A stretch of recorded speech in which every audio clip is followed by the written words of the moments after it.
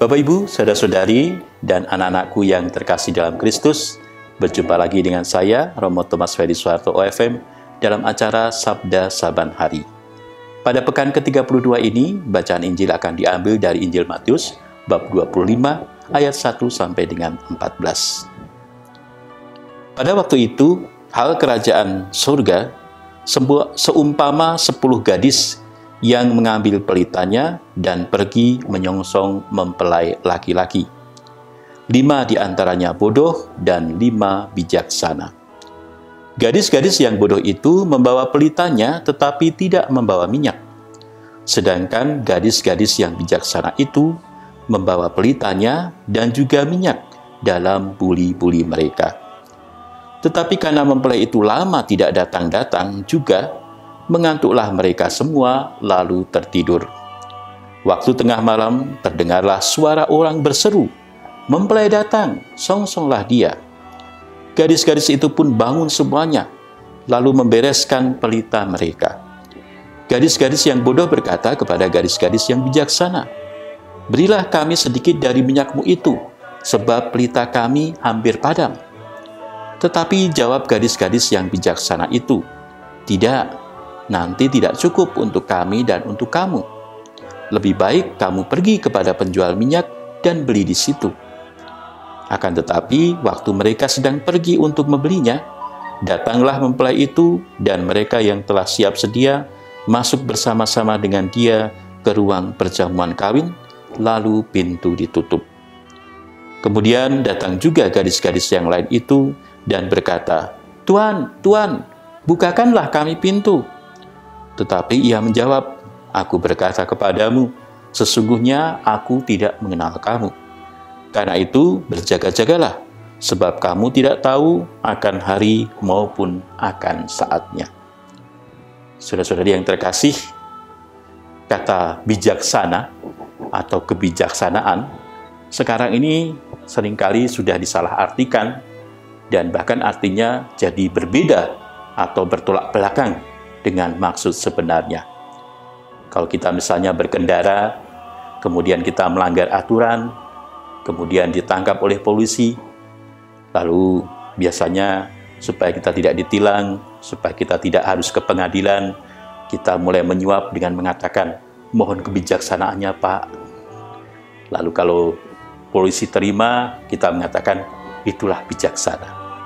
Padahal sebenarnya yang terjadi adalah kita menyuap dan kita mencoba agar bisa melanggar aturan dan bisa lepas dari masalah dari pelanggaran itu, atau kita tidak bertanggung jawab atas pelanggaran itu. Itu kiranya bukanlah kebijaksanaan. Melanggar aturan bukanlah sebuah kebijaksanaan, tapi kita selalu kadang-kadang mengartikan kebijaksanaan itu berarti ya kalau kita tidak bisa mengikuti aturan, maka kita mohon kebijaksanaannya. Hari ini Injil juga bercerita tentang 5 gadis yang bijaksana. Tapi kiranya kebijaksanaan itu bukan soal tadi melanggar aturan ternyata. Kalau kita mengikuti kisahnya, 5 gadis yang bijaksana, maka kita akan melihat bahwa kebijaksanaan ternyata adalah bagaimana orang mempersiapkan diri untuk waktu yang akan datang, untuk menghadapi apapun yang akan terjadi.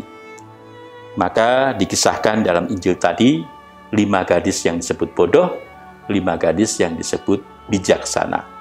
5 yang bodoh adalah mereka yang tidak mengantisipasi apa yang akan terjadi. Jadi mereka hanya membawa lampunya saja.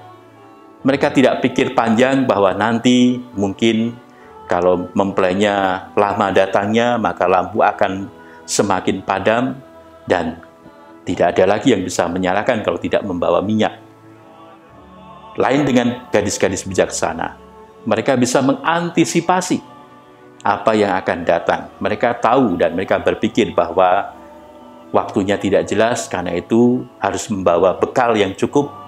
Dan kalau membawa api, maka bukan hanya lenteranya saja, tapi juga minyaknya harus dibawa.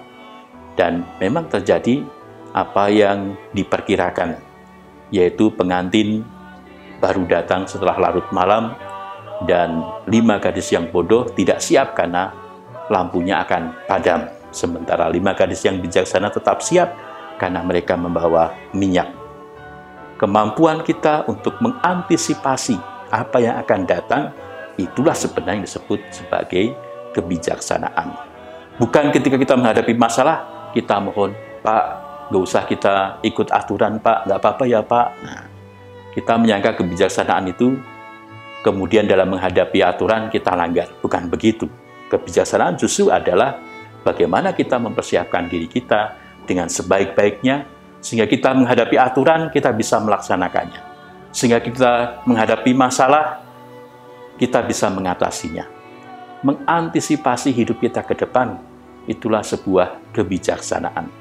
Bukan malahan melanggar aturan, bukan malah tidak bertanggung jawab atas apa yang terjadi. Justru kita harus bertanggung jawab, karena itu kita bersiap-siap. Kita sungguh-sungguh menyiapkan diri kita, agar apapun masalah yang kita dapatkan, kita bisa melaksanakan aturan itu dengan baik, tanpa harus melanggarnya, dan dengan demikian, maka kita bisa menjaga pribadi kita menjadi tetap kredibel, tetap terpercaya, tetap dapat diandalkan. Karena kita bisa tetap mengikuti tata aturan yang ada, dengan penuh kehati-hatian, dan karena kita juga mempersiapkannya untuk itu, sehingga apapun yang terjadi, kita bisa menghadapinya dengan baik, tanpa harus melanggar aturan, tanpa harus lari dari tanggung jawab yang dituntut dari kita. Maka, saudara-saudari terkasih, mari kita menjadi orang yang bertanggung jawab, bisa mengantisipasi apa-apa yang akan terjadi ke depan. Dan itulah tanda orang-orang yang berpegang pada Tuhan. Itulah tanda orang-orang yang beriman. Orang beriman bukan berarti lalu dengan gampang lari dari tanggung jawab. Orang beriman justru diminta untuk mempersiapkan diri sebaik-baiknya agar dapat menghadapi segala masalah tanpa harus melanggar banyak aturan, tetapi dengan tetap penuh profesionalitas bisa diandalkan mengatasi segala situasi dengan jalan dan dengan cara yang benar, bukan dengan hal yang melanggar aturan atau dengan jalan pintas saja. Semoga hari-hari ke depan kita sungguh-sungguh menjadi gadis-gadis yang bijaksana, yang bisa selalu mengantisipasi akan apa yang akan kita hadapi. Tuhan memberkati.